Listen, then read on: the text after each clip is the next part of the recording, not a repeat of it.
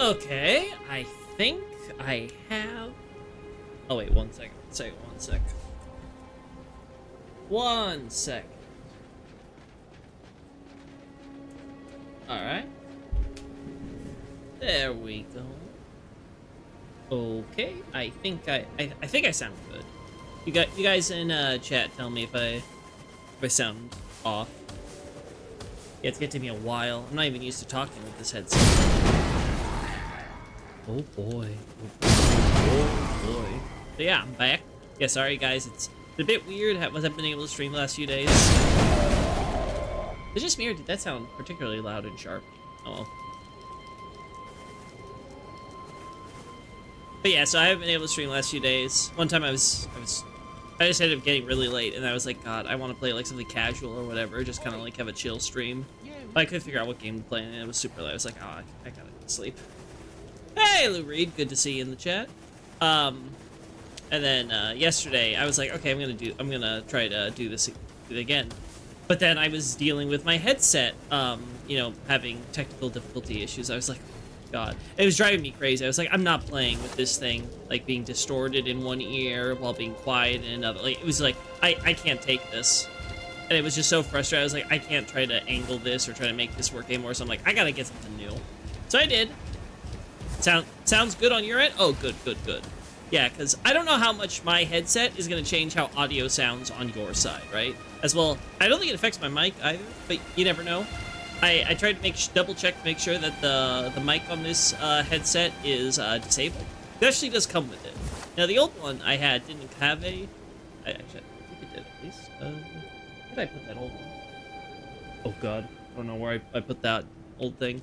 Oh, actually, no. Now I remember. Yeah. Okay, anyway. But the old one, I don't think it had a microphone. Maybe there was an attachable one I wasn't familiar with, but, like, as far as I'm aware, it didn't have a mic. So that was kind of cool. It was also... I feel like one problem with this new headset is that I'm probably gonna hate it if my ears get too warm or something, because it's one of those... I don't know. It's nice mufflers, very, like, it feels surprisingly fit my head perfectly without me having to adjust anything. So I'm happy about that. But I am worried that, like, if I'm gonna stream for, like, several hours, I'm gonna be like, oh my God, my ears are so hot, right? That's not even counting, like, me probably working with these things on for probably, like, hours more. It's like, I have no idea how that's gonna be like. And then, God, this game is so pretty. And then I don't even know what's gonna happen, with the equalizers and stuff, because I've adjusted it, and I think it sounds pretty good. Like I said, there was that... I don't know if that sounds right for me. That might sound a little too... I don't know, has it always sounded like that? Again, it's also very weird because these are new headphones, so it might just be that the quality is sharper, right? I also put this on, what was it, like 48,000 hertz, or was it 96,000? Like, it was some absurdly big number. That was like twice as big as like the number I had it set at when I plugged it in. I was like, I don't know what my old one was set to, but I'm pretty sure it wasn't as good as whatever this is. These are supposed to be like the number one best in the biz type of headphones, allegedly. I will say, I do find it incredibly easy. You just plug it in. The little volume thing they have here is real nice. The equalizer was easy just from that side as well. So I definitely can't complain. Okay, let me listen to this.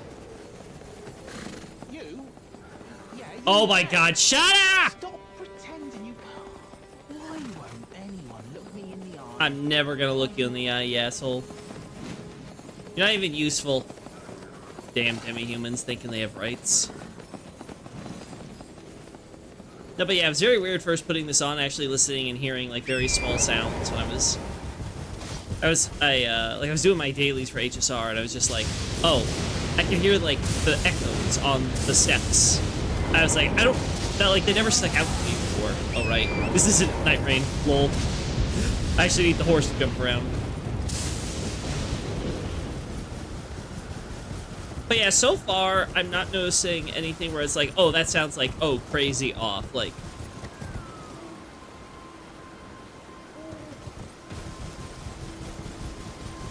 and I can adjust the sound too, so, yeah. It's like currently, it's not even at max volume. I think this is a very good sound, so that way it's just not distracting me here. Perfect. Anyway, so that's been my dreadful distractions from actually streaming with everybody. But now that I have these new headphones and I'm testing them out, it seems like I think we shouldn't have any problems there, which means the next thing on the agenda is going to be the microphone. I like my Yeti.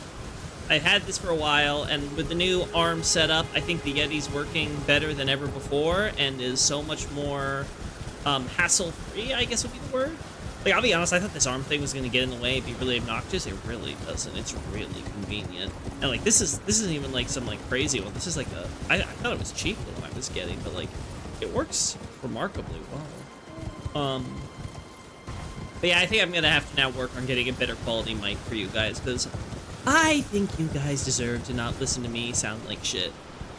Again, I thought I did pretty good with the Yeti, but I feel like I could probably do better. And I can't fix the room I'm in. Like, my room is just, it's going to always be kind of echoey, I think, just because of the size and the way the walls, you know, deflect audio and stuff like that. I don't think I'm going to be able to fix that about it, but if I get a better mic, I think in general I can at least try to mitigate some of those problems. So I guess we'll just see. Yeah, though, it's nice to run around Elden Ring again, you know? After going through Limveld, it's nice to see Limgrave. No Noclateo here. Noclateo. It's like, oh god. Noclateo. Oh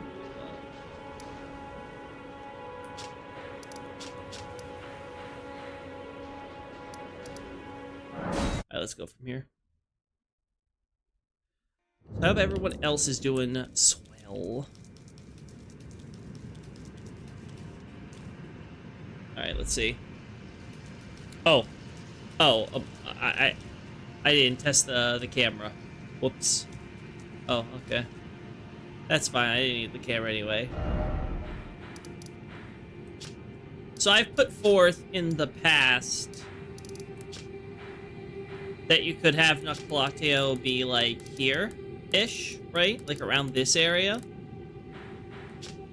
And then it basically would disappear behind the mountainside. I think that would be a very good place to justify its absence in lore. There we go. Right, like you have all this rock face and stuff like that. So you can definitely imagine, like this is where the burst open point happens with Nokron. But as we can see, this damage to Nokron actually mostly predates the meteor strike. Like, we see the same fallen buildings. Like, it all seems to tie in with our favorite mercenary crew. So, heading down here... God, remember when I used to die to trying to get down here pretty regularly? Oh, good times. Like, honestly, looking at it in the current setup,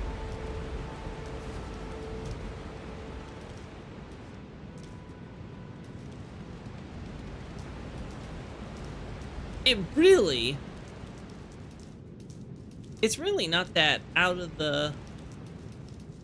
left field that all this stuff was like. Maybe you could argue some of the collapse and stuff could be like maybe this wall was broken in because of the meteor strike or whatever, right?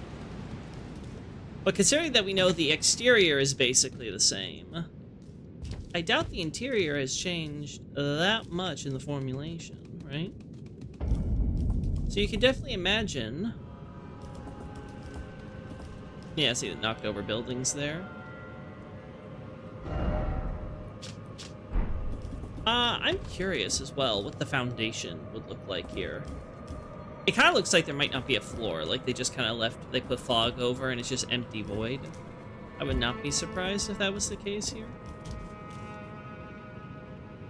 Right?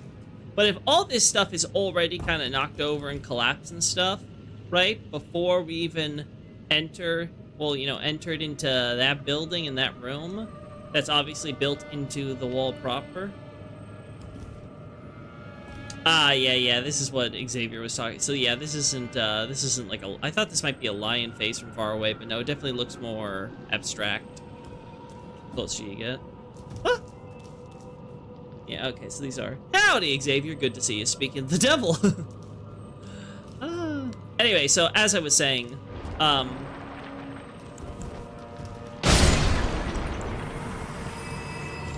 could definitely see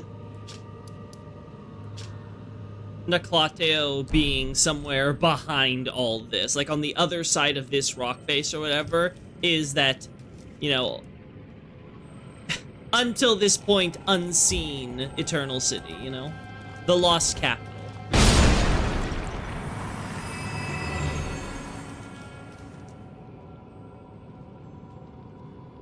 Which does make you wonder how many Eternal Cities there actually are. Like, could there be more? I don't know. Right? Another candidate I suggested was, somewhere here, right? Because, obviously, the only real, like, you know, visibility, you know, point of contention is that, at least as far as I'm aware, this area just seems to extend into the cavern as far as, yeah, the cavern goes, and then it hits like a wall thing. So at least extends like this far out.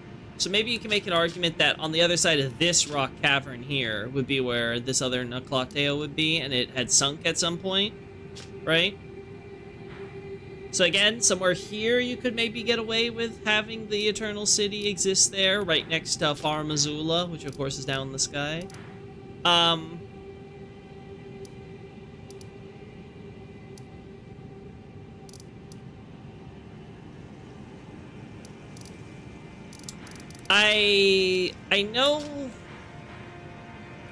I know there's been suggestion that maybe somewhere up here or around here, following the river above ground, this freezing river. I'm not as sold on this idea. I think when we have like something like Ordina, which again seems to kind of all be based around like, you know, Nox coming to the surface to establish like a colony similar to what we have here with Celia, and of course we also see later on in Leyndell with its lower quarter. I feel, looking at this, that this is more likely to be coming from the Nameless Eternal City, and this is them like kind of like trying to, because they don't have a river down here that they're really following. They're like at the headwaters, quote unquote, of the two rivers. So this could arguably be them like trying to investigate further upriver, right? I guess you could argue whether this could... Maybe there is another Eternal City here. I won't fully discount the idea. But I feel like if it is, I don't know if it'd be Nuklateo. Though I will say, it would be interesting if we could establish the original Nox City up here. Because then that brings into questions the climate. Because it'd be very... Because again, there's very obvious indications that at one point the mountaintops weren't snowy. Right? Similar to what we see in that Dragon Barrow cave. With the rot, we can see examples of sort of this untouched... That's not what I wanted, but okay, I'll take it. There we go. Sort of this untouched land where there's still grass and trees, right?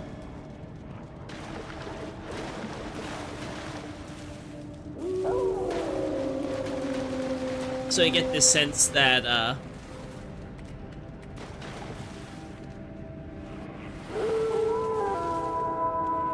there's still some green here. Even this deep. It probably... A cave which honestly should be colder.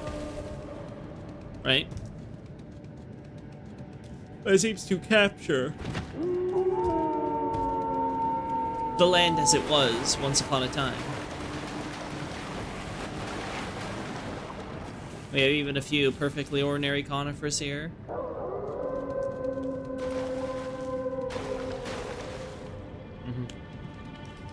So I think taking that all together... Oh, God. Pardon me. I need light. And the Lord said, let there be light, because holy hell, how the hell am I supposed to navigate in the darkness? Ay, ay, ay. Woo! Woo! Oh, I guess we go up here too, yeah. Oh. Not like that, I'm not. Ooh! This was runoff for the lake too, so like this is a time when like, you know, the lake actually had you know, had flowing water and everything, and water would be pouring in and stuff. What isn't frozen? Which again really makes you question. Like here's something. When we go to the first peak and stuff like that, I have to wonder.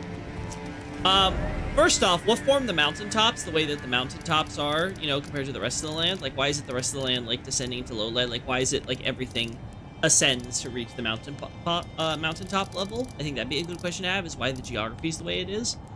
And did the snow shape the ice dragons, or did the ice dragons shape the snow? So like could it possibly be that ice dragons are responsible for changing the climate? Right? I have to wonder that. But I think I think it still would be more likely it's the other way around, but I don't know. It's something to at least consider that I haven't been thinking of before.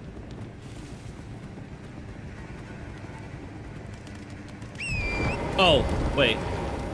Oh, yeah. There's something, like, rich about that sound that was never that... Like, almost the moist plap on the ice. There we go. Where's the spirituality coming from? That's another good question. Why is the freezing river got all this, like, you know, spirit stuff involved there? That it would be affecting that stuff. Is it just like, you know, lots of dead and carcasses? No, that wouldn't make sense though, because then it should be poisoned.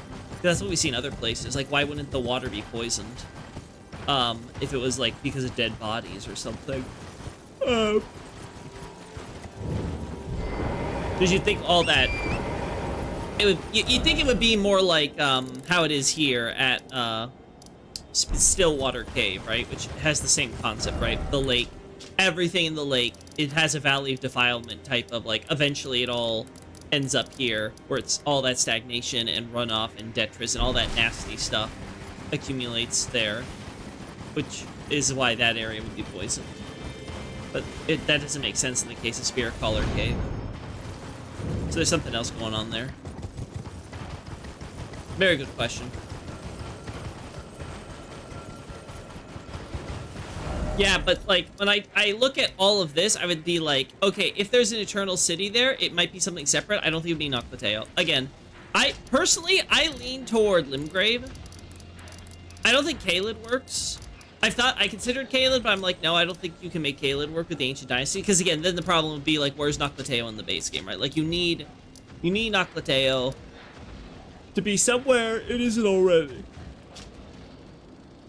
I mean, I guess you could maybe make a case for the center of the Lands Between. Maybe one time it existed there, like I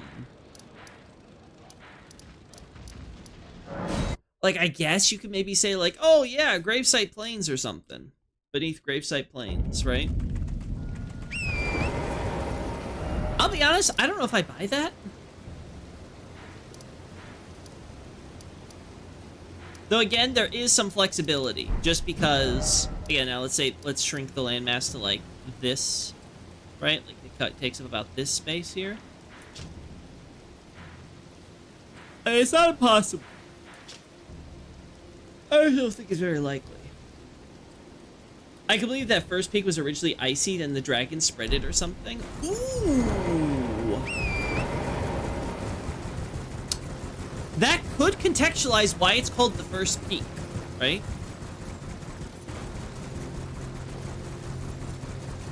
That could contextualize it. Because the only things I can think of is, it's the first peak where the dragon settled.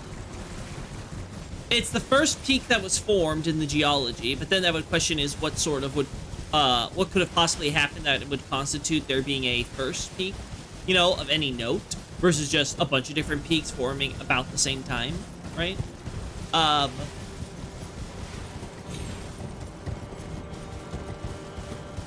But this idea that, you know, it's the first peak that had ice, the first snowy mountaintop, the first snowy summit. That I could get behind. So that's something worth exploring. But yeah, I just don't think, especially with what we have with the forages, which again, I'm still a little confused on the forages and stuff. Especially considering Limveld very obviously is based on Limgrave. But I don't know how much we should be seriously taking the one-for-one matches between Limveld and Limgrave's geography. Because obviously the idea is like you have a mix and match of different lands and places. It's always possible that the crater part isn't like, you know, oh, it's a part of Limveld that's been uncovered. It could always be like the Shifting Earth. It's another piece of the lands. It could be somewhere from, like, you know, the Realm of Shadow, quote unquote. So again, I guess that brings into question, what happens to the Realm of Shadow during the events of Night Rain? Like, is the Realm of Shadow still its own separate dimension free of the Erd Tree? But with the Erd Tree theoretically destroyed, what happens to the Shadow Tree and therefore everything? Like, that's actually a really good question. Because we do see the, we see everyone's favorite hippo there. And the hippo, as far as I'm aware, is exclusive to the Realm of Shadow. So I guess the assumption would be that when the Lands Between was swallowed up, so too with the Shadow Tree at the Realm of Shadow. Huh.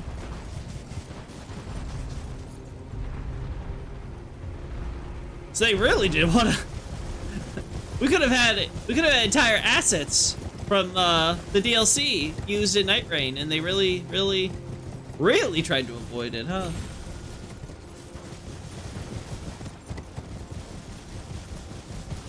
Yeah, there's a... the gears are turning in my head with this whole icy first peak dragon thing and what that could imply. But again, I think this goes to a greater cosmological question that I just don't think I'm prepared to answer. So I'm just gonna have to shelve it for the time being. Oh my god.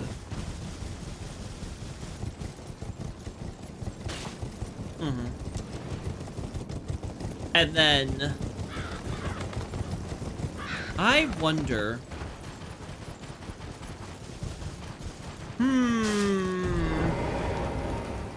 All right, so here's my thought process. Let's say Noclateo was here in Limgrave, right? And one of the things I tried to point out with Limgrave...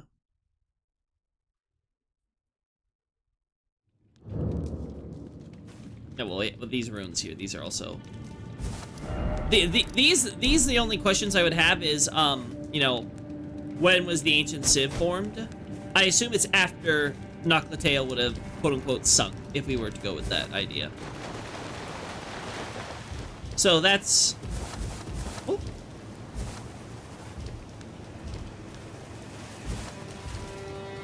There we go. My thought is, we have Noclateo here. Noclateo has the river flow rerouted or pushed so it goes that direction, right? So that would be normally the way that the water would spill. Also, I did not realize how close to the water's edge we are here. Like, yeah, you could literally just... It wouldn't even really need to be a waterfall. You could just casually have the water doing here. That's another question, is where the hell is all this water coming from in the Lands Between? I don't think you... Actually, you know what? I don't think you can fit a city in the middle here with all that. Because you have the water and you have the lava and stuff. Like, there are a lot of questions I'd have. Well, you have this... Sorry about that. You have this lake to me. Right. So you have the water here.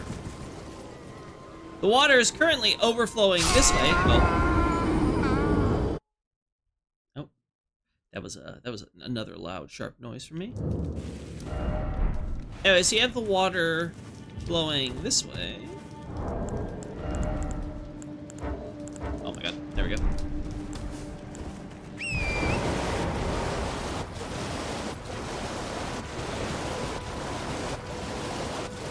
But it could have been potentially another time where it actually flowed in this direction. Up here, maybe. Now, I don't know how believable that is. I guess it's also possible that there's some source of water that's coming up here. Again, Hybrid Cave does have a bit of a, like, system there, so maybe the idea of some of that water system we see funneling water is,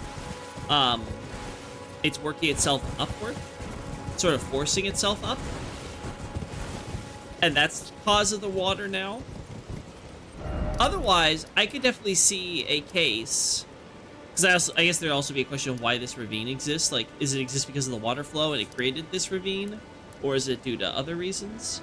Because these ruins are obviously buried and stuff removed, so clearly you have some type of tectonic shift and stuff like that there.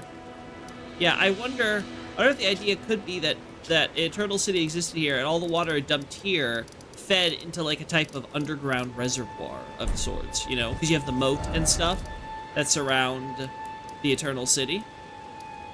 You have these like big walls and stuff like that, and let's assume that it was a fully walled perimeter all around here, right? I think where Agiel Lake is today, that would definitely make sense, right? Because the whole point of Agiel Lake is no one's been maintaining the water flow. So you have, it's called Murk, you know, it's called Murk water because, like, you know, the murky, dirty river, right? That's what the localizer has changed that to. So it's Murk water, but it's really just the murky river, you know, the dirt and filth and stuff because of all the bodies that have been casually dumped in this section specifically, right? And then the water just has been allowed to overflow. It probably always existed, but it might have been, again, similar to Liurnia, where it's like there probably has always been water flow here, but it was never this expansive into this giant lake. Agiel Lake seems to just be a microcosm, you know, just like a smaller, you know, the same thing, but on a smaller scale with what we see happening in Liurnia, which, as we can see, also floods and completely destroys, destabilizes towns and stuff here, right? Probably, you know, proper path to the mine one time. As my little guy shows here, probably before these bridges were made too, you would have had sorcerers that actually could travel these paths. So, though I do think it is a fair question to say that, like, you know, it's always possible that the sorcerers may have it's always possible the sorcerers may have at some point built some of these bridges. The reason I'm skeptical, though, like, you could always make a case, like, you know, maybe they made this bridge, right? And would have saved them the time of crossing. And yeah, that's always possible. The problem I have with that is that if they're going to do that way, then why would they go through the trouble of going all this way in the first place? Why not make what we have at Saints Bridge, right? And Saints Bridge is very clearly made in a design and stuff similar to what we see with the Colosseum and everything. It's obviously made based on local Banished Knight culture and stuff like that, right? Like, it's meant to reflect that. With how they're using the saint statues here. The fact that it's a similar kind of like curved up bridge and stuff like that as well. I'm just willing to believe that this was all built by the same people. So again, I think that it makes most sense using the sorcerer bypath, right? Actually, let's actually do this from the start, right? So you have taken the highway from Sellia. You are a traveler.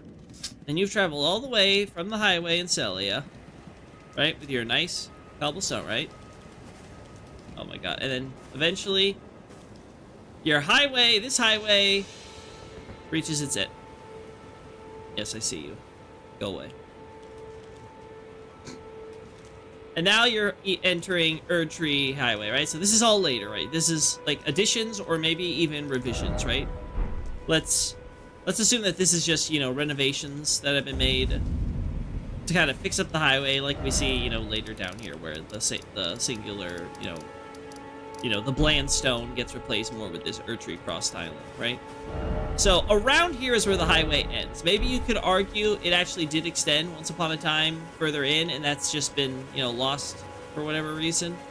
But at the very least, there's the idea that, okay, Sellia's highway system clearly ended at Summon Water. So this is basically where their network, their formal integrated trade network ended. So now you are a traveler. Let's say you have a horse or whatever that you're traveling on.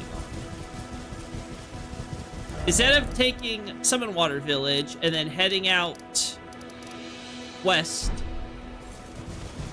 to cross Saint's Bridge, which wouldn't exist at the time, you're following the dirt roads down this way. Got Trader's Cart here. Go past here. Actually, I don't remember. How common is it to have these wood fencings and stuff on dirt roads and things? I do not recall. That might be something worth looking into as well. Again, past here, first thing, there's no sign of a bridge or anything, but it's very clear that you had road and stuff that would have gone here. So again, this may have been like a small brook or something. You have like a small wooden like plank bridges or something, you know, something very simple, like very rural, as you would say, right? Now you get back on the dirt road, right? And you immediately go this way. Then again, you're following dirt road. You got more of these wooden fencings. Yeah, I'm now really curious. How common are these fencings when you're following dirt roads? Anybody there? Right? Yeah, it's still following the dirt road on the main path, right?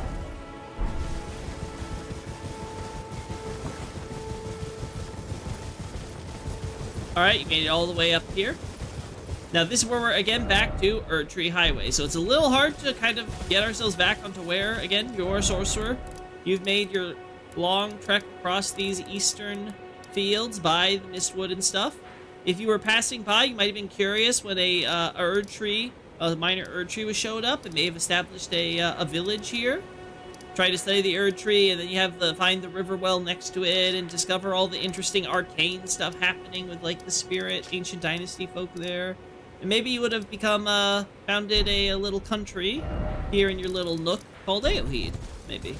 But anyway, so if you're still just a normal Celia sorcerer or whatever, right?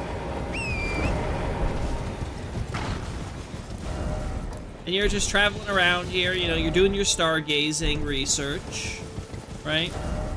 But eventually, you can in fact get yourself off the beaten road, right? And find your way here. And eventually, you could have definitely made yourself cross through what was once here a forest. A nice forest that once existed here before the water flooded this area and completely killed it. But once upon a time, when there maybe wasn't so much water flowing this direction, maybe it was flowing the other way at some point, or maybe it was just another little brook that you could easily cross over. Boom! Without even crossing a formal bridge on this ravine, you could make your way over. Then, again, this would put you back on the highway, the modern highway as it would be, but it wouldn't exist at that time. Then you would take the easy road, this nice convenience ravine slope thing. Oh. Up Storm Hill. Now, thankfully, we have the highway here, which pretty much traces us the most efficient path anyway, so works out quite nicely for us. Now, it's, again, very hard because we don't know how much Storm Hill has changed because of Stormvale. So it's quite possible that Stormvale has completely changed the exact pathways. We're working under the assumption that they were just kind of working with what already existed there and they're kind of building over it. Makes more sense, especially if this bridge did not exist, that somewhere kind of like this you would kind of cross. Again, maybe it was a little different in the past. Again, you don't know how much has been, you know, sculpted to accommodate the roads and things. But you can definitely see some stuff that is still mostly natural, like these rock formation things like this. Like, obviously, these are things that feel like, you know, the castle is trying to build around this geography, you know? Not just, you know, just kind of like, you know, completely demolishing everything to lay the foundation. So, even got like this tree here that's kind of like going up here. Again, same here, you could argue with some of this garden area. We have this, of course, statue that was at least once upon a time Not knocked over here, maybe not buried even. I'm curious, is this the only one where we actually get to see a proper stand here? I actually want to now look in the future at others and see how that's changed. But yeah, you could definitely imagine sort of like taking some pathway through here and going all the way straight down, and of course eventually get through this tower and we find ourselves out of Stormvale, right? Again, Stormvale wouldn't exist at this point. And there we go. We're in Liurnia now. Then in Liurnia, there's the Fanged Academy, right? Off in the distance. So again, you take the dirt road. Oh, yeah, dirt road. We got more of those fences here. Return of the fences. Oh boy, I can't wait to do Fence North.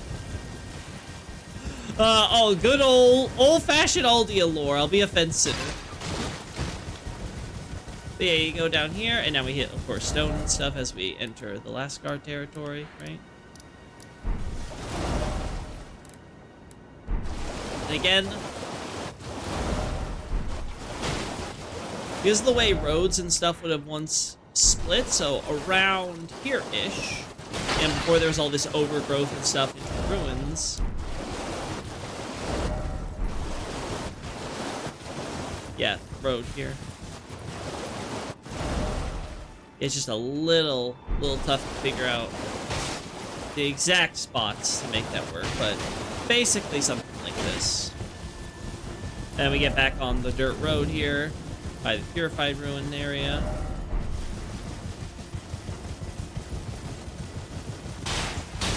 Right, end up here on the main road proper. And then there we go. We finally reached the Gate Town Bridge. And then it's just a straight walk across the bridge, through the gate, beyond the town, and into the academy. So there very much was a travel route that Liurnia and Sellia could take in order to maintain contact with each other, which helps us explain our foundings, Glintstone, our primal Glintstone sorcerers, Azur and Lusai. So all that connects very nicely, you know?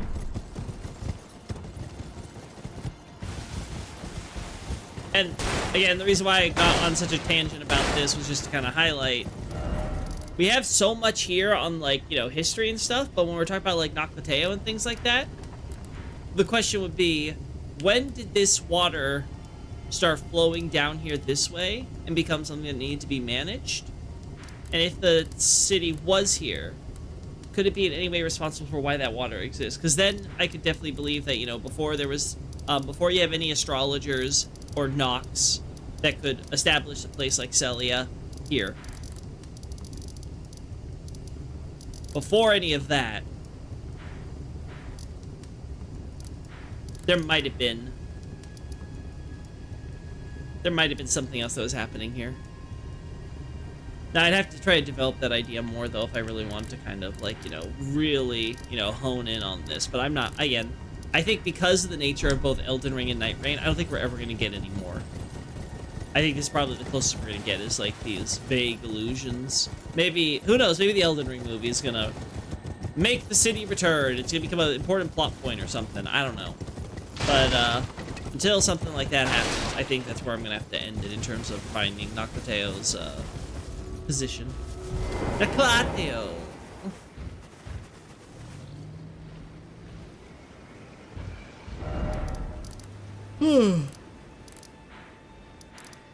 Yeah, so far headsets sound good.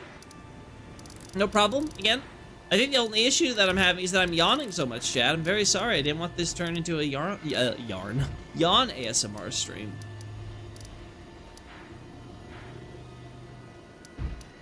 I haven't been through Altus, so I want to kind of hear if Altus sounds different. I want to see if this changes things up.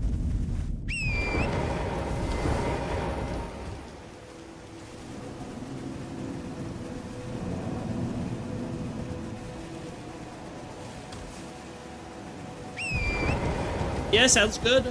No complaints here.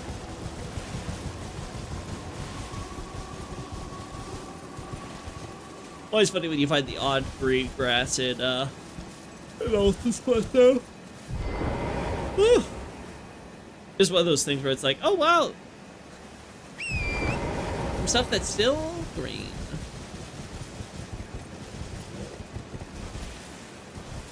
See.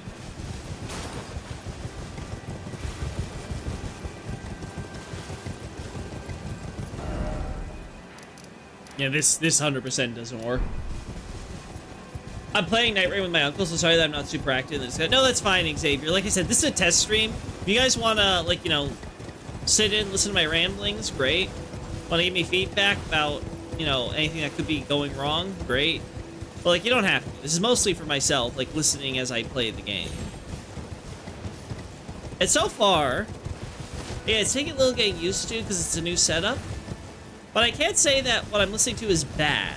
Now, at the same time, I will admit, considering these are like $200 or whatever for this headset, I'm not gonna claim like this audio is like changed my life. But again, maybe I need to do more with the equalizers or stuff. Like, I'm not gonna pretend that I'm like, you know, again, I don't get technology. It's all magic to me, so I could be missing something very important here.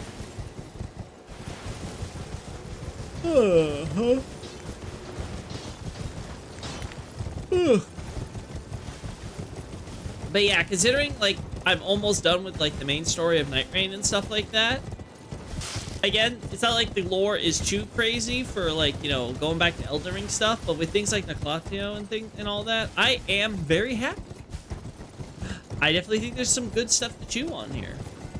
There's probably more that I could chew on if I kind of, you know, had a more holistic understanding of the game. But, you know, I don't know how quickly I'm going to have that. I do think I want to focus more on, you know, just understanding the lore as Elden Ring presents it. But again, I can't really ignore Night Rains when I'm talking about a topic like the Nox. So if I ever do get that Nox thesis hammered out, I'm going to have to include the Night Rain stuff. And it's going to probably become part of a thing where it's like, I will add Night Rain data into my existing analyses as like kind of like how I treat sequels in my Dark Souls stuff, where it's like, okay, I will reference Dark Souls 2 and 3 stuff when I feel it is particularly appropriate, but like it will be, you know, it'll purely be as like an afterthought for the analysis, something to be like, hey, here's the explicit confirmation to what's implied, or here's some additional evidence that kind of, you know, kind of shows that, you know, everything's still heading in the same direction on this point. Like, there's definitely a bit here. I think I want to do another Twitter thread, though. Not using the new name. Because of the... Just because, like, I feel like I haven't been, you know, active and talking on the lore side lately. I haven't been writing that much for the website and stuff like that. Even though you guys are still viewing my content. Like, I checked up on it the other day, and I was just like, wow. Just, wow. It amazes me that I'm getting such consistent readership from people, like, all across the globe. And, like, it's always, like, new and different demographics. Like, every day, like, it's different people, like, you know, spreading my work. It just, it boggles the mind, I will say that.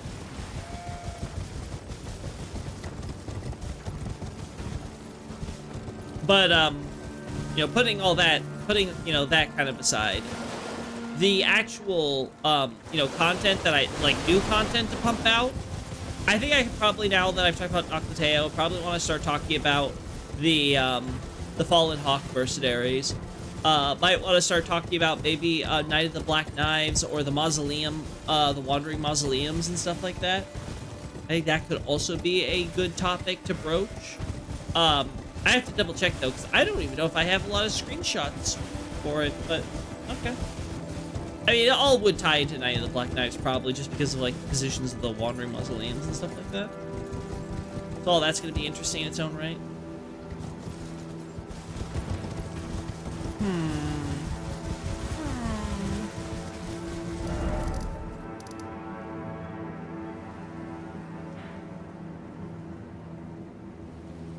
No, I'm thinking, Jack, because I'm like, okay, if the Wandering Mausoleums involve Nox technology in any fashion,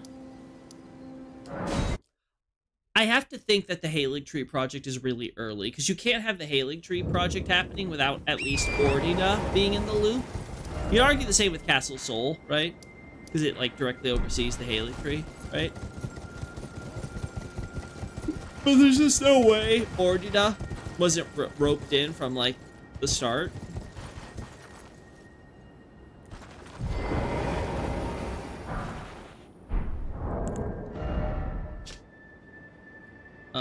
Mitigate the buildup of frosted blood. Okay, yeah, that makes sense. That's just, yeah, that's not too crazy. But yeah, I now have to wonder if, yeah, if, like, we could actually date Gwendolyn, Miquella, working on the Halig Tree, like, starting to raise it, like, his whole pure gold idea. If we could actually date that to, like, basically the immediate aftermath almost. Like, maybe even before Marika destroyed the Elden Ring, potentially. Because it really depends on when exactly Miquella's Mausoleum project really started. I guess it could still be... Because I guess the idea would be is how long would it take Godwyn to spread his death root after his body was buried there, right? Because we see in the cinematic trailer how, like, it was pretty immediate, the whole death root taking over and, like, you know, squirming and wiggling through him. And we don't know how aware they were of that, though, while they were burying him. Maybe they had some idea and they figured, just give him the consecrated burial now, so that way, you know, he can be properly put to rest or something like that, and that'll solve the problem, and then it didn't. Miquella is, Rune Night King? Or Rao Night King? Night Lord? I don't know what you're trying to say, man, sorry. Sorry, man, I can't translate today. Especially when I'm this tired. But no, if that's the case, yeah, I have to wonder, because Ordina would make sense in terms of, like, you have a Nox colony on the surface who you are cooperating with as you are creating your Halig Tree, and they could totally give you the technology for you to experiment with all the way here down south. It would make sense that because Miquella has taken the pilgrimage, so he's definitely been all the way down south here before. And you could easily make the argument that he would be like, oh, I'm familiar with this area, I'll come down here, this is the perfect place because there's a demigod dead here and I can experiment on that. Now the question I have is, who's the demigod that he revived? Because that's the whole reason Lutel is buried, is because, well, I guess I should say not revived, reborn. So the question becomes, like, what does reborn mean? Best case scenario I can think of is it could be arguing that the Wandering Mausoleums themselves are the sake of the rebirth. I don't know, though. The whole point is that the corpse is still a corpse, so it could be that there was a separate demigod that happened to be reborn. An interesting theory I heard about it was the idea that it was actually all coincidence. That yes, there was a demigod who was successfully reborn from destined death and, you know, was being soulless and all that stuff, like had the soul restored. But it was because of the eclipse, and the eclipse happened to come by and had nothing to do with anything that Miquella or the Wandering Mausoleums or anything were doing it. But it was attributed that like, their rituals and all this different stuff they were doing got attributed for the reason for the success. That's an interesting idea. He's evil, that's it. Okay, good for clarifying. That's the point of your statement. Understood, Iman.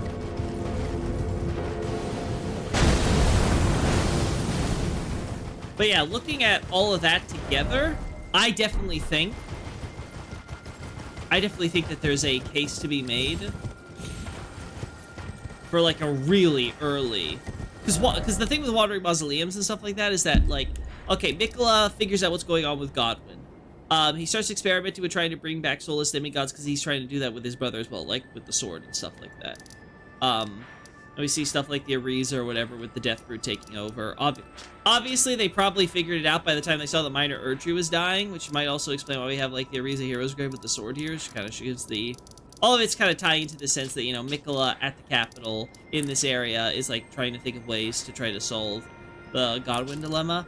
Obviously, this project is here. He has this idea of pure gold and how, like, you know, the Golden Order clearly is flawed, which, again, this is the whole point. It's like, obviously, Godwyn, the experience with Godwyn and the Soulless Demigods will be part of that. And it could be that his experiments into the Wanderer Mausoleum project go hand in hand with the Halig Tree and the Pure Gold project, because unalloyed gold in his eyes is something he needs to refine, right? He needs to purify it on his own, and he has to do that through these tests and experiments. That would make sense to me. Yeah, now that, like, we have all the quote-unquote, all the, you know, quote-unquote, you know, Miquella lore in totality, thanks to the DLC, now I will actually start, like, properly, like, giving Miquella some attention and thought, and I'm like, okay, yeah, I could definitely do a Twitter thread covering some of that stuff, right? That would be...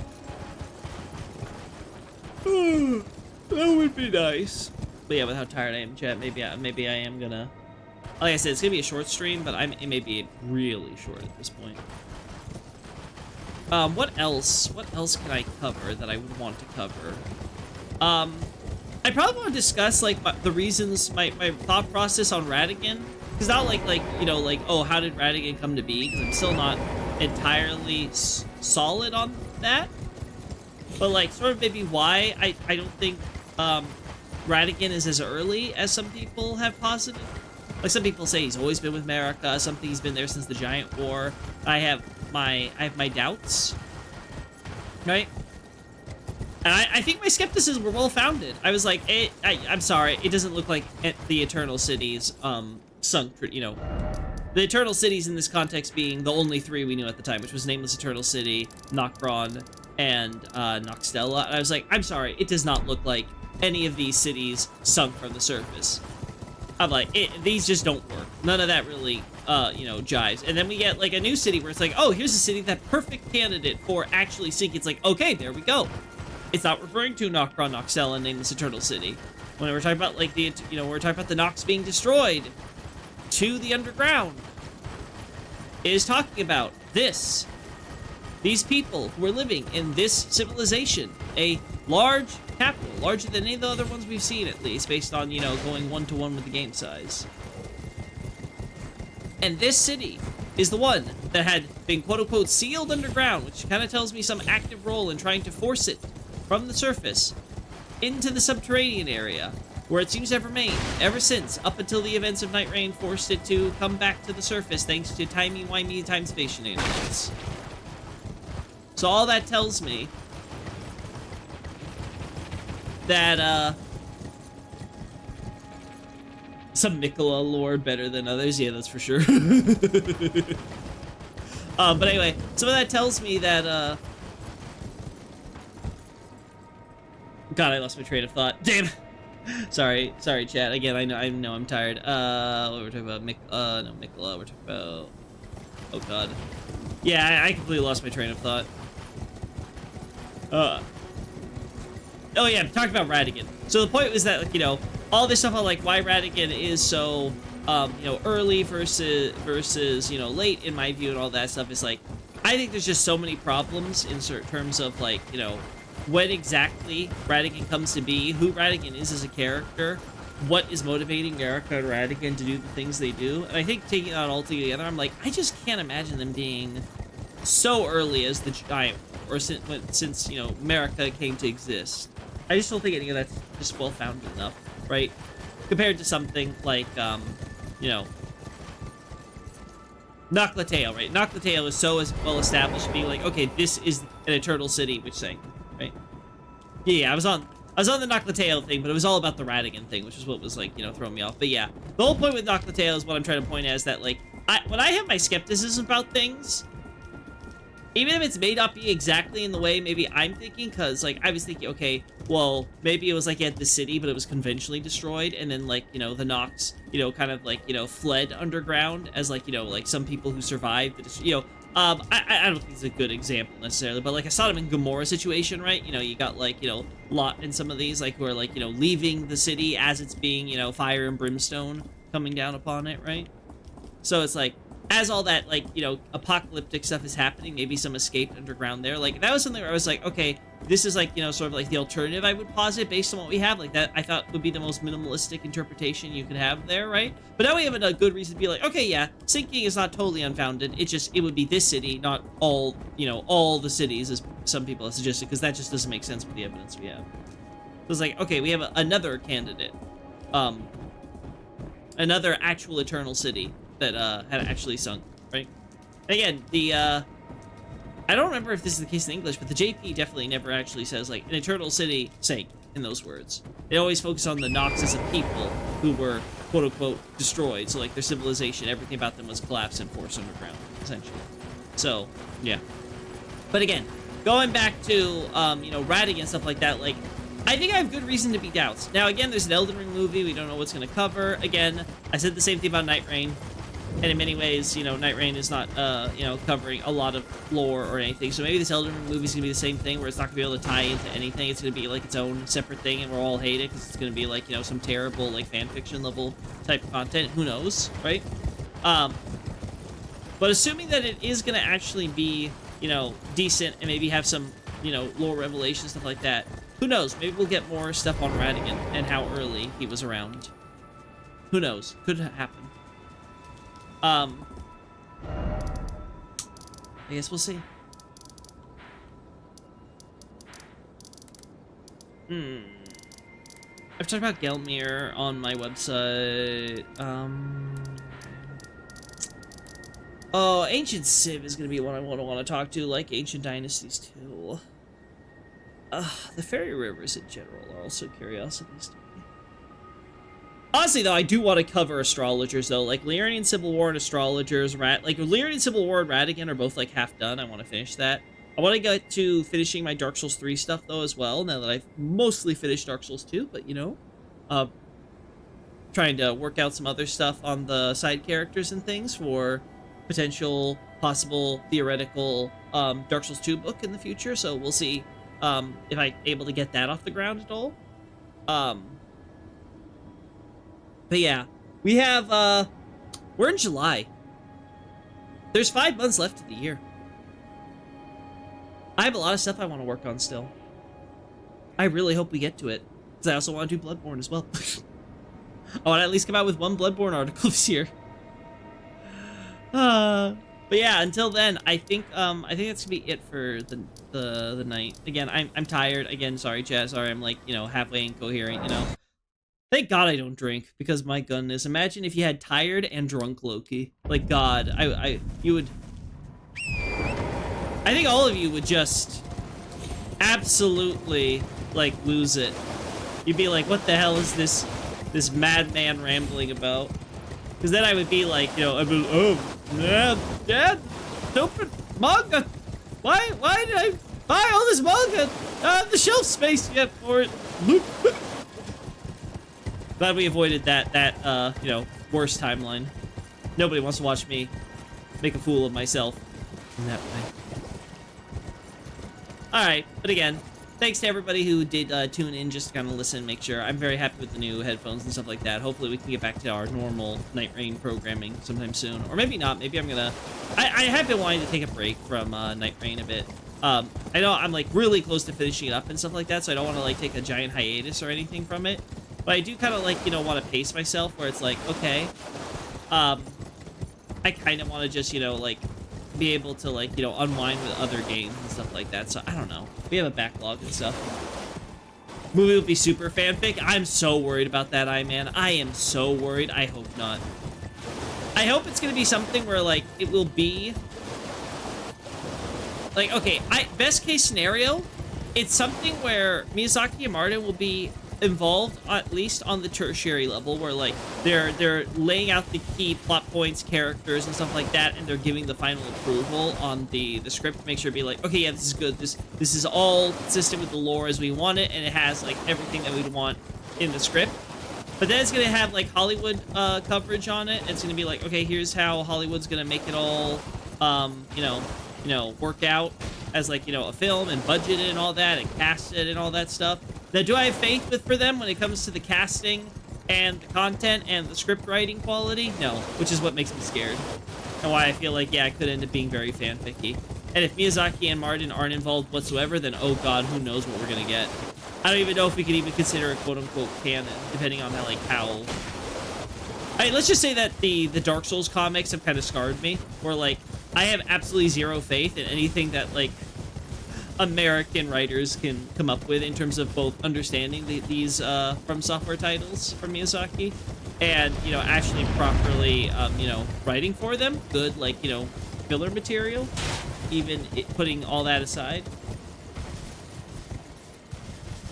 It'll have Martin, but I've seen no word on Miyazaki. Well, having Martin, I think, is a really good positive, at least. Because if he is involved and he's able to at least give some very key consultation to make sure things are at least, true to the lore, then that is enough for me. But again, it's going to depend on what exactly they're covering, right? Like, if you told me that a Monster Hunter movie was going to feature the U.S. government essentially getting, or U.S. Army, I should say, getting isekai'd into the Monster Hunter world, or was it the other way, where the Monster Hunter got isekai'd into the... I think it was both. God, that movie was so shit. Voided from my brain. But, like, if you told me that was gonna be, like, a Monster Hunter film, I wouldn't have believed you. So, like, I just have zero faith in, like, American writers to actually be able to deliver. Much less anyone in the casting side. So, we'll see, we'll see. I'm going to be as optimistic as I can be. I'm very hopeful that it's going to be good. Because I would love From Software's works to spread into film. Not only because, like, it's a way to help confirm, lore through a different medium, right? Because that's definitely, if you can get something where it's like, yeah, this is 100% canon, that would be kind of nice. But I think more importantly, just because it opens up the audience to the games and the stories and the worlds, right? I appreciate that. Now again, how well From Software's stories, characters, and worlds are going to translate to the big screen, I don't know. We'll see. We shall see. But anyway, that's enough of me rambling for the night. Again, want to apologize to you guys for, catching me not at my best, but I want to at least, make sure I didn't completely abandon streaming this week. Yeah, I'm happy with the new headphones and stuff, so I'm ready to hopefully, I'm not 100% used to it, but hopefully, like, we can move on and I will, this will become the new standard for me until then. But that's for me to worry about, not for you guys. So catch y'all later. Be safe. Bye.